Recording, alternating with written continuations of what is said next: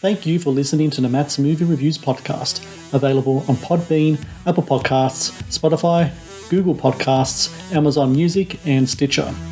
Also, please follow Matt's Movie Reviews on Facebook, YouTube, LinkedIn, Reddit, Instagram, and MeWe. And of course, be sure to visit mattsmoviereviews.net for the latest reviews, top 10 lists, and more. Now, on to the show.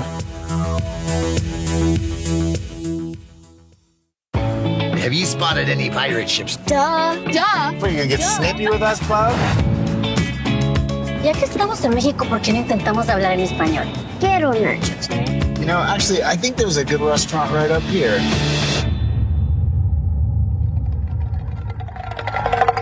Whoa. That has changed since the last time we were here. My name is Paul Sturgis. I work for Nixon Oil. Supposed to ferry out to the rig from here? Dad, I think I see it. Is that it? Yep, that's her. I'm here to do the inspection.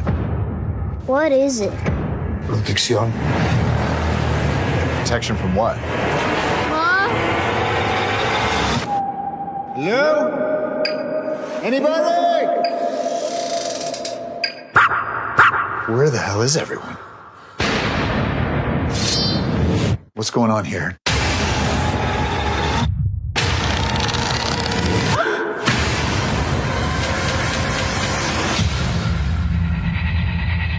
What is that? What's that look? The Black Demon. There must be some way off this rig. Nothing works. I don't think it can take much more punishment. This is not just any shark. It's a curse. Brought on not by nature, but by wrath. Wrath? He's gonna keep getting his revenge until the sacrifice has been made.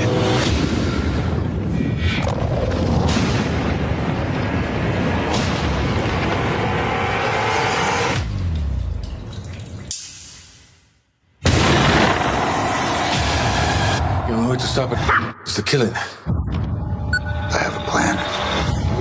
You will not take my family away from me. Kill the monster. Open your eyes, cabron. I know a big-ass shark when I see one.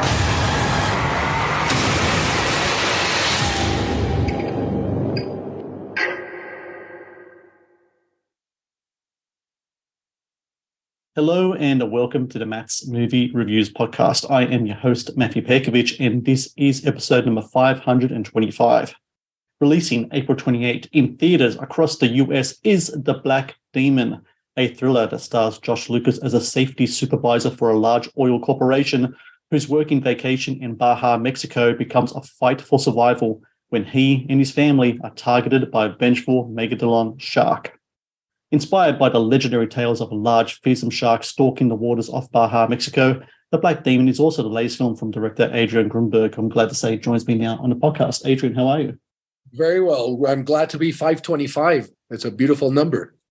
It is a beautiful number, and I think it's a number that, for me, really talks about all the progress I've made on my end. So I spoke to you last, which was like, I don't know how long ago Get the Gringo came out. I think that's like 2012 or something like that. It could have been. Exactly. Yeah. Good to hear you. But this movie, though, is different to films that you've done beforehand.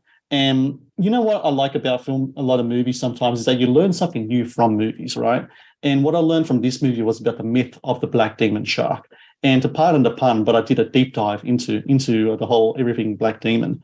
And it was just a really kind of fascinating story, especially around cryptid circles. And still to this day, there are reports from fishermen and other people as well that these mythological sharks out there stalking the oceans out there, outside of Baja in Mexico. What about yourself, Adrian? What did you know about the Black Demon shark, the myth, the legend, before you got the script for the Black Demon? Because if you're like me, you will be just fascinated with the whole kind of the whole story behind this elusive creature.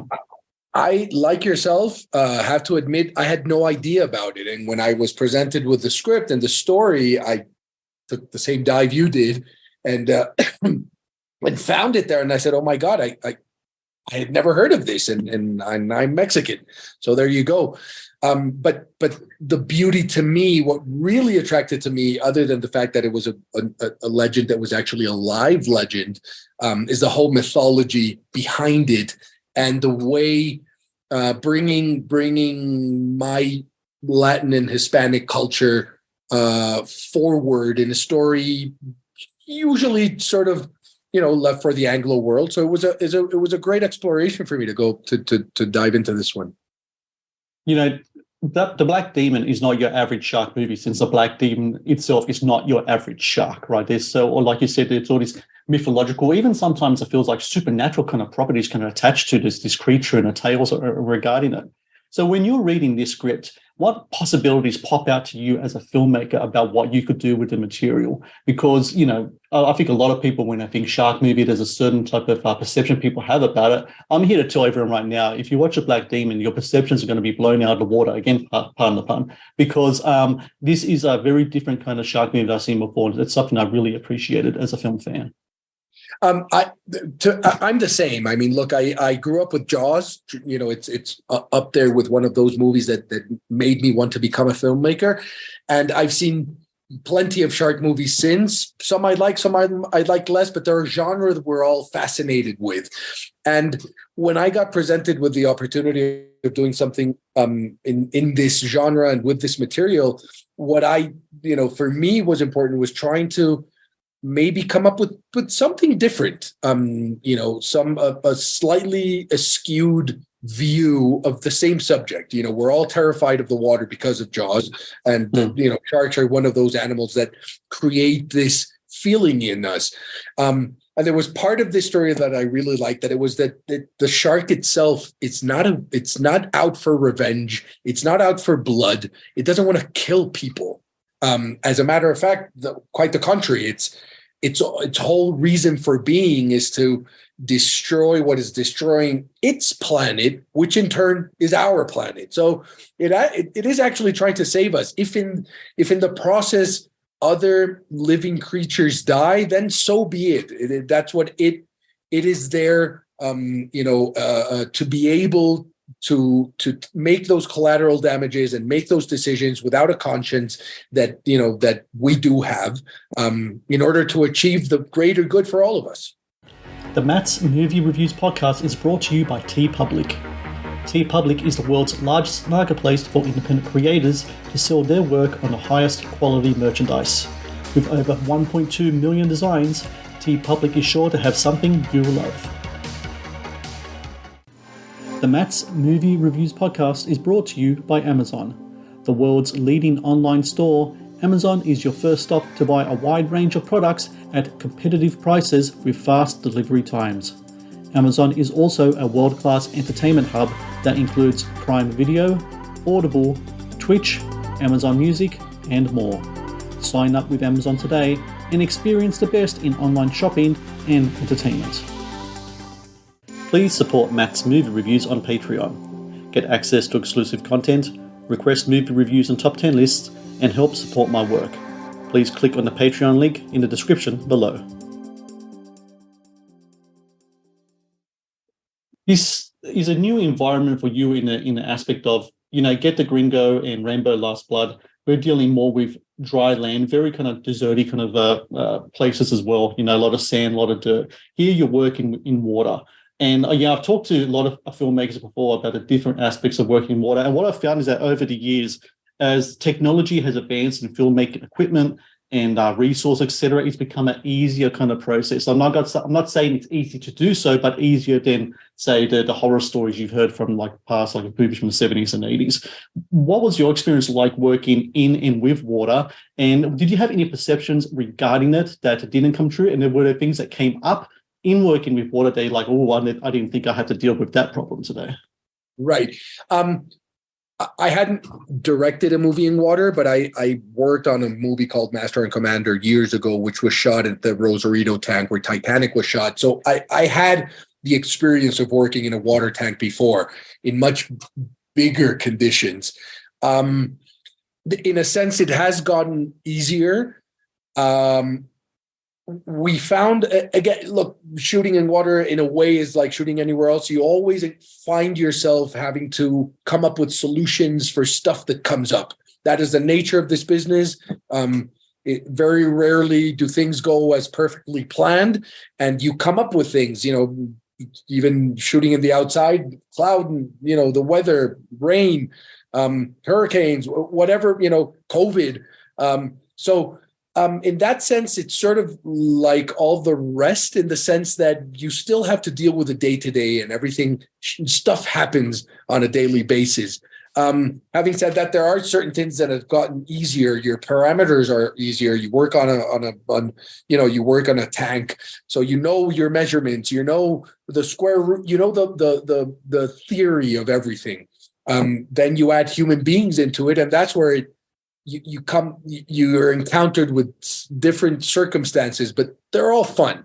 It's fun to have to come up with solutions for issues that come up. So it's extremely gratifying. And to me, working outside as opposed to on a stage is cooler. It's always, it gives you the sense of being on the set. It gives the actors the same experience.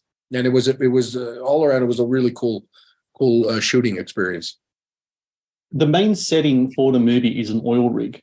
Okay, so my really ignorance here of the whole kind of like shooting of a film is going to come in here. Where do you find an oil rig to shoot on? Is there something that's already available to shoot on? Do you create one? Is that something that's in the tank? Is that something that's in a real world environment? How did that all kind of come together?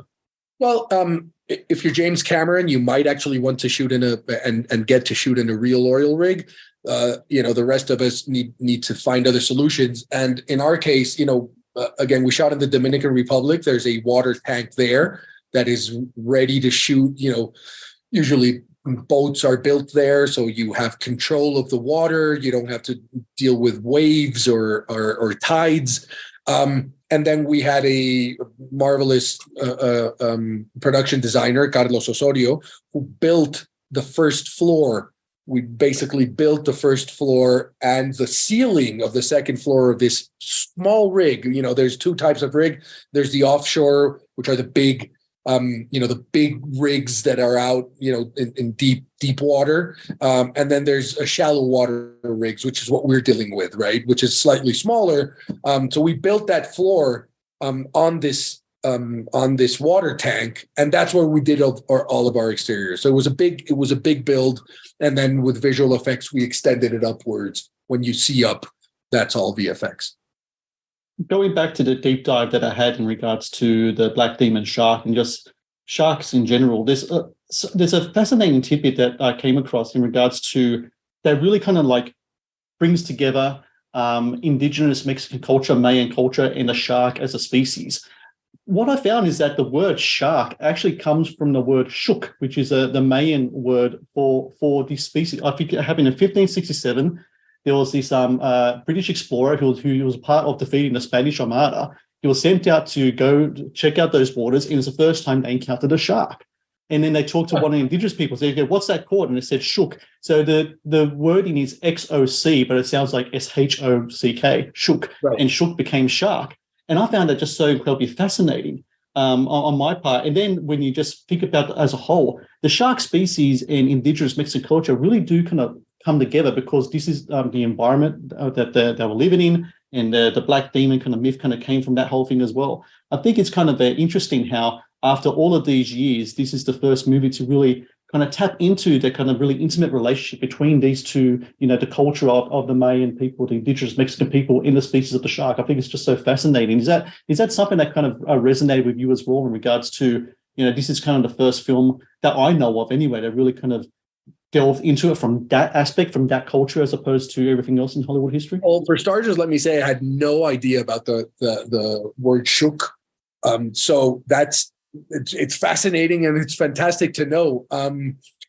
But definitely one of the things that attracted to me and to Javier Chapa, who's the producer who offered me the movie, was that idea of, yes, incorporating the Mexican legend, but telling a story which is usually reserved for the Anglo and the Hollywood, and the fascination with sharks, and incorporating it both into a Latin world, and then even deeper into our Aztec culture and Tlaloc, and incorporating the mythology of and ancient civilization in regards to nature. Now, what happens is through Tlaloc is how we brought together the legend of the Black Demon to life, is through the mythology of Tlaloc and the god of rain, and having it be the creator, per se, of this physical being, and tying the reality of that legend of the Black Demon, which, it's still a legend. There's sightings of it, even though nobody has actually seen it. There are no actual images of it. So that's what really attracted it to me, is to be able to bring this whole mythology and this whole Hispanic culture into something, more mainstream. Well, I got to say that it's, like I said, it's not your average shark movie. It's a movie that, for me, brought about, not only do you have the thrills, and not only do you have really fine performances from Josh Lucas and other people in the cast as well, but I love when I can be able to research a film and learn something from it, and I think The Black Demon really did that for me. So I just want to say I appreciate that, and congratulations to you when making the movie. And for everyone out there listening, April 28 in theaters across the US, The Black Demon. I really encourage everyone to watch this film on the big screen. Buy a ticket. It's a movie made for the big screen. You need the big visuals. A megalodon movie does not belong on a small screen. It's a big shark, needs a big screen. So watch it at the theaters. Watch it. Learn something, appreciate a new kind of twist to the shark movie, because there's a lot of them out there, but not a lot of them can really kind of illuminate and educate like The Black Demon can. So Adrian Grunberg, congratulations to you on the film. Best of luck in the film's release, and thank you for your time today. It's been a pleasure. Thank you. Thank you for having me. Thank you for watching the Matt's Movie Reviews channel. Please subscribe for more reviews, podcast interviews, and exclusive content. Also, if you would like to request a review and support my work, please join my Patreon via the link in the description below.